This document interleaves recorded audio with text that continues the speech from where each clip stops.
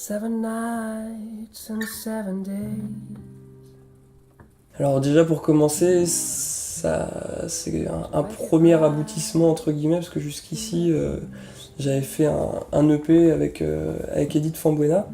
Et donc voilà, on était resté sur un format de 4 titres. Et c'est vrai que depuis toutes ces années, l'envie de faire un album devenait quand même de plus en plus pressante.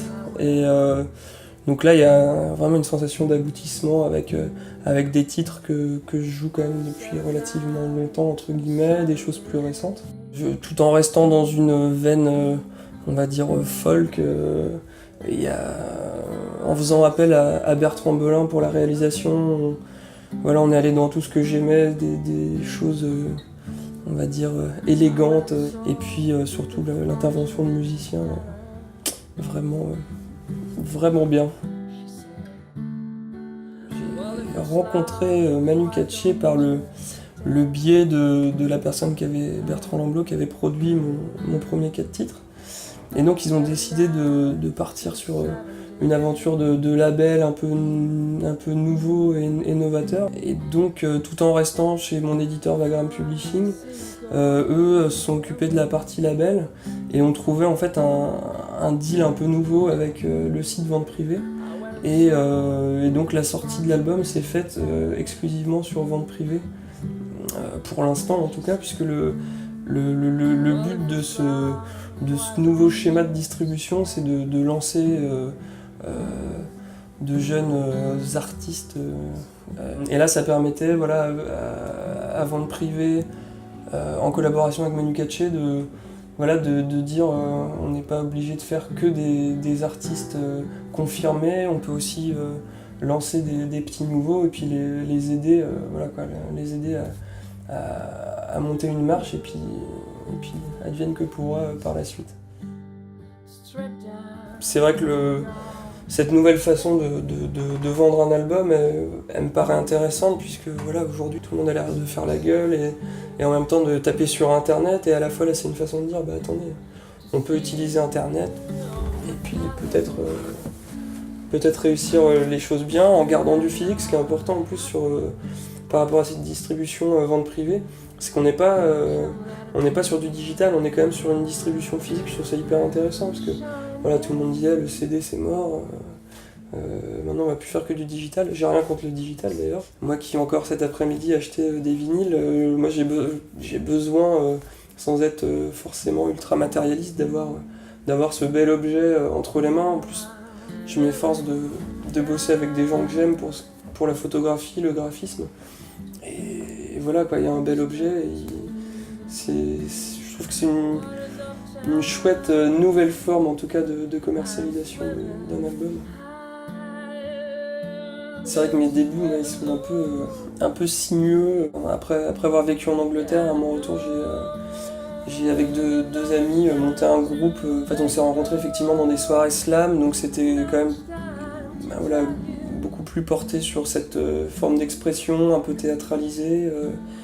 Et puis très vite, j'ai rencontré une artiste rennaise qui s'appelait The Milk et qui m'a demandé en fait de coécrire son album.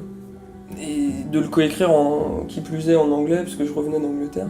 J'avais pas forcément eu l'idée d'écrire en anglais avant ça. Et puis là, c'est devenu une sorte d'évidence. J'ai vraiment aimé ça. La collaboration avec elle était vraiment super. On en a profité pour monter un duo par la suite, donc tout ça est devenu très logique.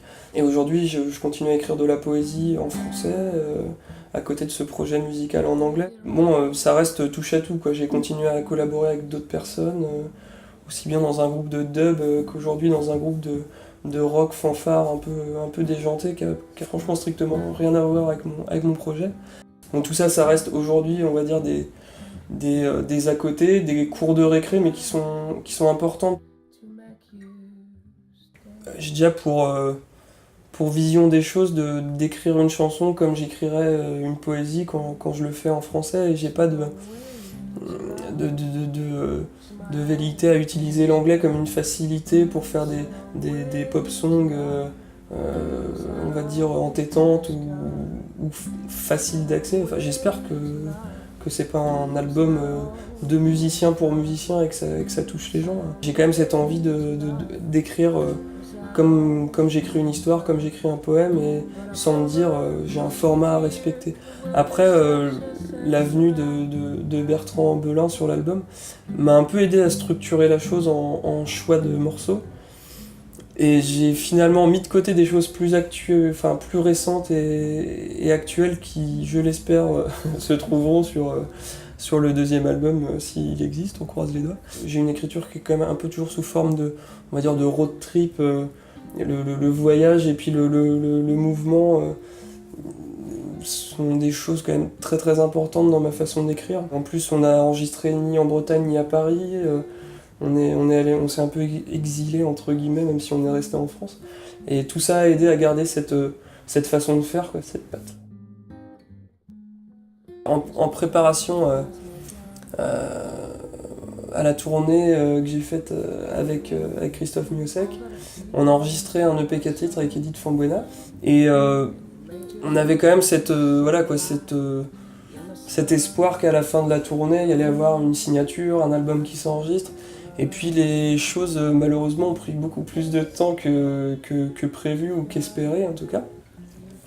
Et sans finalement décider d'arrêter de bosser avec Edith, il y a d'autres rencontres qui se font. Il y a quand même eu un peu plus d'1 an entre l'EP et l'enregistrement de l'album. Et il y a eu 2 ans entre l'EP et la sortie de l'album. Les mêmes chansons, 2 ans plus tard, on n'a pas forcément envie de les refaire de la même manière, et puis on a évolué, on a rencontré d'autres gens, on a fait d'autres choses. Je rebosserai peut-être un jour avec Edith, ce serait un plaisir, on est devenus amis. Et puis il y a quand même ce truc, c'est que je bosse avec Edith, avec Bertrand, avec quelqu'un d'autre. Ça a toujours été avec des gens avec qui humainement il y avait un vrai échange, et c'est le plus important. J'ai finalement commencé à chanter très tard, à la fin de l'adolescence, mais en plus je considérais pas ma voix comme un instrument à part entière, quoi. C'était plus une manière de faire passer un message, point barre.